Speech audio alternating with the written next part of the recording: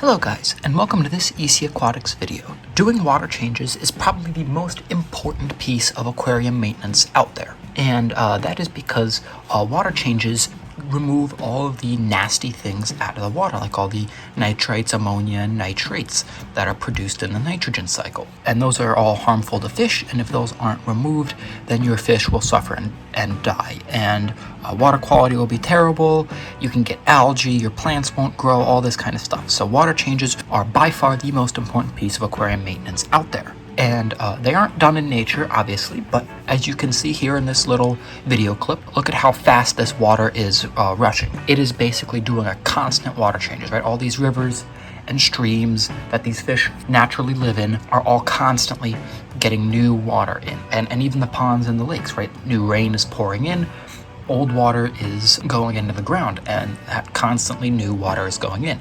Obviously, we can't simulate that in a glass box, right? Water can't just pass out and go to the next part of the tank. That doesn't work. It's just a glass box. What we can do instead is remove the water and add in fresh, clean water, simulating nature as best we can in this little glass box. Alright, so the first step is getting rid of all the algae and kicking all the algae up into the water column, right? Because we want to remove all the algae, not just scrape it off the walls. So we want to get it all into the water column so we can siphon it all out. So, and for that, you're going to want to use either an algae scraper like this or a toothbrush and just get in there and really scrub down all the walls, get all the algae off and kicked up into the water column. And if you want, or if your wood is covered in algae, get in there with a toothbrush and scrub all the algae off of that as well.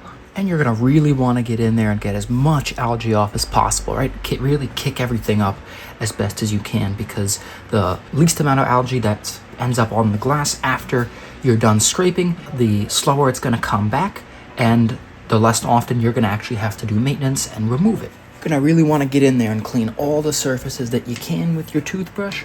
Right? Really kick up all the grime and the gunk and everything like that. An old toothbrush is one of your best friends in the aquarium, because you can really get into more places than you can with a large algae scraper using one of these toothbrushes. And you could just take an old one that has already been used up and just use it in your aquarium, so it doesn't really cost anything extra.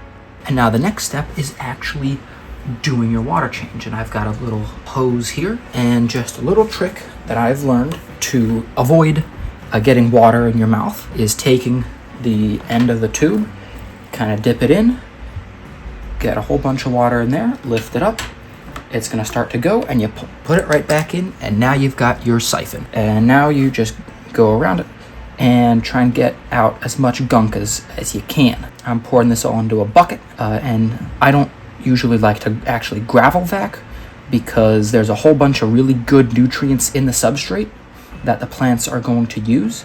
So I don't like to disturb that and get rid of all these beneficial nutrients. But all this mold and stuff like that that's been kicked up into the water column, definitely you pull that out. And I like to get rid of about 40 to 50% of the water every time I do a water change. You could do less, you can do more, but I like to do, right around 40 to 50% every time. And now the next step is going to clean out the filter. So you don't have to do this every time, but really you're going to want to get in there every couple of months, clean out the filter cartridge. And what you're going to do is you're going to take your filter media, and you're going to get this and make sure that this is dechlorinated tank water, right? Because chlorine will kill the beneficial bacteria colonies that are in your filter. You're going to get in there and you're going to really squeeze, right? Get all that gunk out. And you can see the water has turned really nasty, getting all this gunk and stuff like that out. And then, right, you do this, 20, 30 seconds, get it nice and cleaned out. There we go, good as new. And now we can put it right back in the filter and just pop it right back in.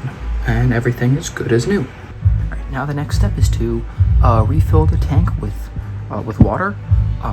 I use just regular tap water and then add dechlorinator in afterwards. I know other people will use a special RO water for, if they've got fish that really require a certain water parameters, but my tap water is decent pH and that kind of stuff. It's right around neutral. And the fish and the shrimp that I have are not that fussy about water parameters, so I just use regular tap water and then add dechlorinator into the tank.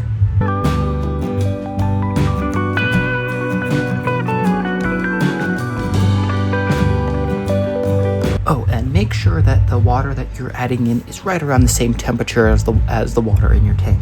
Obviously, it doesn't have to be perfect, but if you're adding water that's 30 degrees hotter or 30 degrees colder, your fish are going to go into shock and they may die.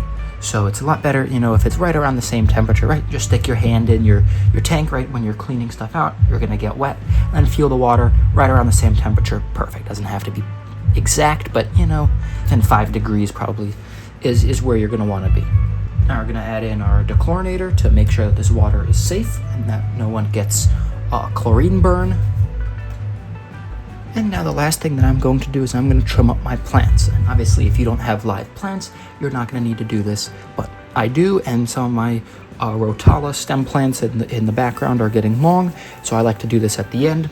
Once everything's all cleaned up, I get in there and I trim my plants, and then I will replant them. And I would recommend using aquarium scissors, but if you don't have them, like I don't have any up here with me, I just use my hands, just clip them, and then I just replant them right back into the soil.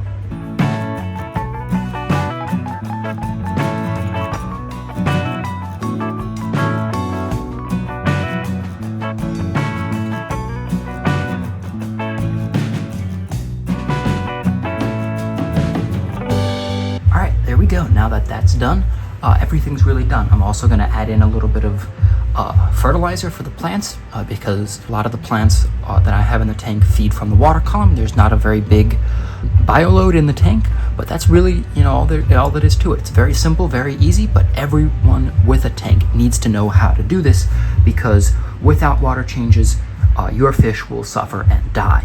And that's simply because there will be an ammonia buildup and your fish will end up dying of ammonia poisoning because even with the nitrogen cycle and all your plants and stuff like that, we still get a buildup of ammonia and nitrites and nitrates, and we have to remove them manually because we don't have the benefit of an open system, right? This is a glass box that we're trying to replicate millions and billions of gallons of water in a very small system.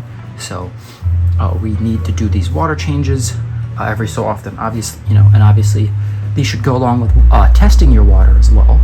You shouldn't follow a strict schedule with water changes. Really, newer, less established tanks, you're going to want to do more water changes because the plants aren't going to be settled in and the beneficial bacteria colonies aren't going to be settled in. But older tanks do not require as many water changes. And I've seen some tanks, including one of mine, my black water tank back home, I don't do water changes on it anymore. It's so dialed in.